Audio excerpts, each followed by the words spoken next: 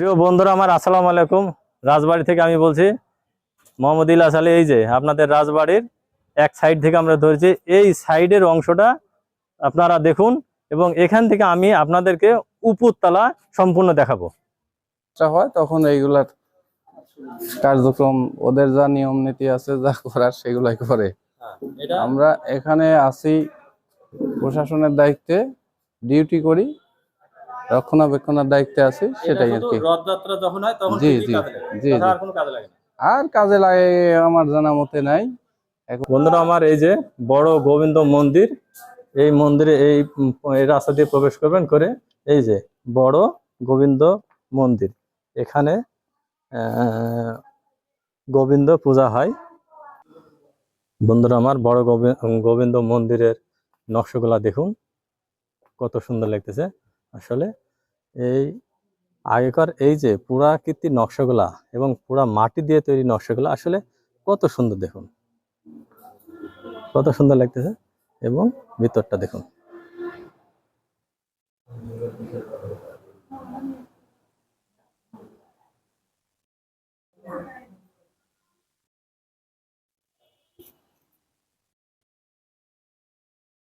চারিদিকে আপনার গেট আছে, চারিদিক দিয়ে যাওয়া আসা করতে হবে, কোনো অসুবিধা নেই। গেটগুলা দেখুন, চারিদিকে প্রথমে দেখলাম, দ্বিতীয়বার গেট দেখলাম, হ্যাঁ দ্বিতীয়বার এই যে গেট, এই গেট দিয়ে আপনারা দেখা করবেন, আসবেন। আর নকশাগুলা দেখুন, নকশাগুলা কত সুন্দর, নকশাটা কত সুন্দর দেখুন। এই যে 4 নম্বর গেটটা দেখুন, 4 নম্বর গেট, এই যে চারিদিক দিয়ে তারা ঢুকতে পারবে, বাড়াতে পারবে, সবই করতে পারবে। হ্যাঁ বলুন দাদা, কত সালে প্রতিষ্ঠিত হয়েছে? এই মন্দিরটা আপনার 1616 খ্রিস্টাব্দে নির্মাণ। প্রেমনারায়ণ রায় উনি প্রতিষ্ঠাতা, প্রেমনারায়ণ রায়। হ্যাঁ, এটা দিনাজপুর কান্তজির মন্দির, আর এই মন্দির, দুইটা মন্দিরই একই আদলে পাবেন। ওইটা পাবেন নবরত্ন, একটু বড়, 3 তলা, আর এটা 2 তলা পঞ্চরত্ন রাধা গোবিন্দ মন্দির। হ্যাঁ, এটা আপনার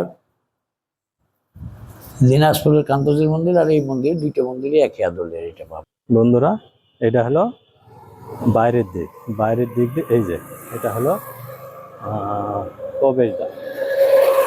দেখুন প্রবেশদ্বারে এখানে লেখাই আছে পুঠিয়া রাজবাড়ি জাদুঘর।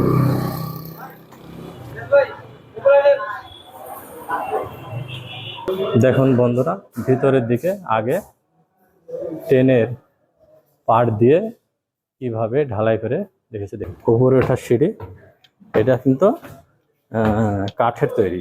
হয়তো অনেকে মনে করতেন আমার এখনকার মতন পাকার তৈরি, তা না, এটি কিন্তু কাঠের তৈরি, কাঠ দিয়ে তৈরি করেছে সিঁড়িটা। দেখুন খুবই সুন্দর। বন্ধুরা, উপরের তলায় দেখুন, উপরের তলায় বাইরের দিকটা, এখানে দাঁড়িয়ে তখন তারা এই রাজারা আরাম করতো, এবং এখানে তারা আরামায়েশ করে ঘুরতো। এক বারান্দা থেকে আর এক বারান্দায় যাওয়ার জন্য কি সুন্দর ডিজাইন করে রাস্তা করেছে। দেখুন রাস্তাগুলা এবং ঘরের ডিজাইনগুলা কত সুন্দর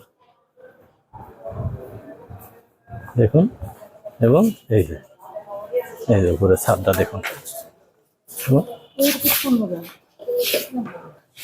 অনেক জায়গা ভেঙে গেছে, হয়তো কোনো দুষ্ট লোক ভেঙে ফেলেছে আর কি।